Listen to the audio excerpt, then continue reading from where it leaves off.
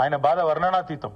ఒక బాస్ ఏమో official boss Rahul Gandhi గారు, ఇంకొక బాస్ ఏమో అన్అఫీషియల్ బాస్ మోడీ గారు, అమిత్ షా గారు. కాబట్టి అటు ఇటు ఇద్దరిని ప్రసన్నం చేసుకోవడానికి 44 సార్లు ఎక్కే విమానం దిగే విమానం అన్నట్టుగా రేవంత్ రెడ్డి గారి వ్యవహారం నడుస్తూ ఉంది.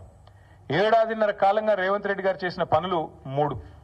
1 బీఆర్ఎస్ పై నిందలు, 2 బిల్డర్లతో కాంట్రాక్టర్లతో దందాలు, 3 ఢిల్లీ బాసులకు 1000 కోట్ల చందాలు.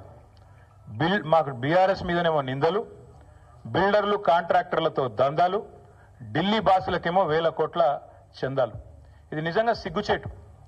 ఒక ముఖ్యమంత్రిగా ఆనాడు ఎమ్మెల్యేగా అబాస్ పాలైన రేవంత్ రెడ్డి గారికి బుద్ధి వచ్చిందేమో అనుకున్నాం.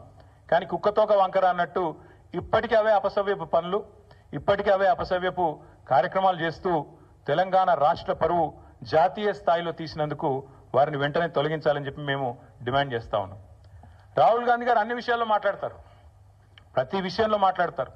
పాకిస్తాన్ గురించి మాట్లాడతారు, బంగ్లాదేశ్ గురించి మాట్లాడతారు, ఇంకేదో మాట్లాడతారు. మరి నేషనల్ హెరాల్డ్ కేసులో మీ ముఖ్యమంత్రి గారిని ఛార్జ్ షీట్లో చేరిస్తే why is Rahul Gandhi not responding? Why is he not talking? Why is mister Rahul Gandhi silent on this issue?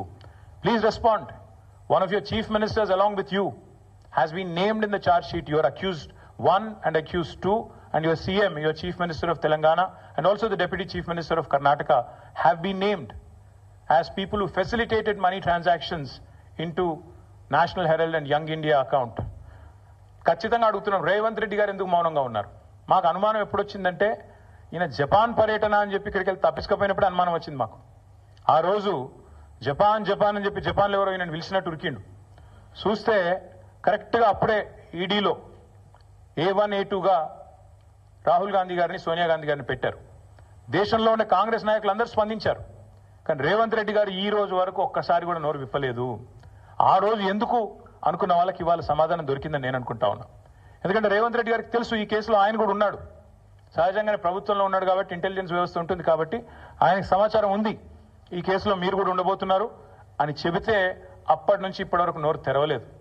తెరవకపోగా Delhi పెద్దలను ప్రసన్నం చేసుకోవడానికి, అక్కడ ఉండే మంత్రులను కాకాబట్టడానికి, మోడీ గారిని, అమిత్ షా గారిని ప్రసన్నం చేసుకోవడానికి, బీజేపీతో మరి ఏదో రకంగా ఒక ఒప్పందం కుదుర్చుకొని ముందుకు పోవడానికి ఆయన మౌనంగా ఈరోజు మౌనంగా ఉండి తప్పించుకునే ప్రయత్నం చేస్తూ ఉన్నారు.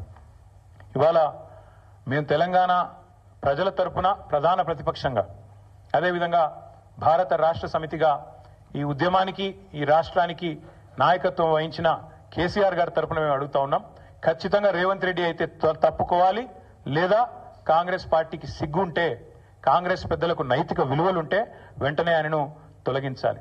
యడ్యూరప్ప గారు రాజీనామా చేశారు. అప్పుడు యడ్యూరప్ప ఆనాడు ఆరోపణలు వస్తే హౌసింగ్ స్కామ్ లో he quit, he stepped aside so that fair investigation could go on. అట్లాగే చాలా మంది కేంద్ర మంత్రులు కూడా రాజీనామాలు చేశారు గతంలో. అట్లాగే ముఖ్యమంత్రి గారు కూడా రాజీనామా చేయాలని చెప్పి కూడా మేము డిమాండ్ చేస్తా ఉన్నాం. రాహుల్ గాంధీ గారు తెల్లారలేస్తే ఆ కాన్స్టిట్యూషన్ బుక్ పట్టుకొని తిరుగుతూ ఉంటారు. న్యాయ యాత్ర అంటాడు, యాత్రలు సంవిధాన్ కో బచావ్ అంటాడు. మరి సంవిధాన్ కో బచావ్ అనే Rahul Gandhi, why are you mum? Why are you silent? Why are you not responding to this issue and why are you ensuring that a corrupt chief minister continues in office?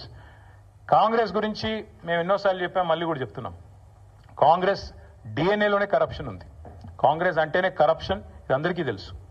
అట్లాగే మరి ఈరోజు ఈ కుంభకోణం మీద